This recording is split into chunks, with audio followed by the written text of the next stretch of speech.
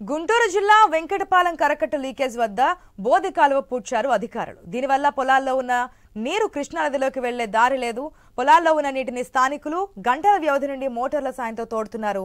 పూడ్చిన బోధి కాలువకు నూతన pipe line, manual walls అమర్చేందుకు అధికారులు సామాగ్రి తీసుకొచ్చారు. వాళ్ళు అమర్చితే భవిష్యత్తులో ఎటువంటి సమస్యలు రావని స్థానికులు ఆనందం వ్యక్తం చేస్తున్నారు.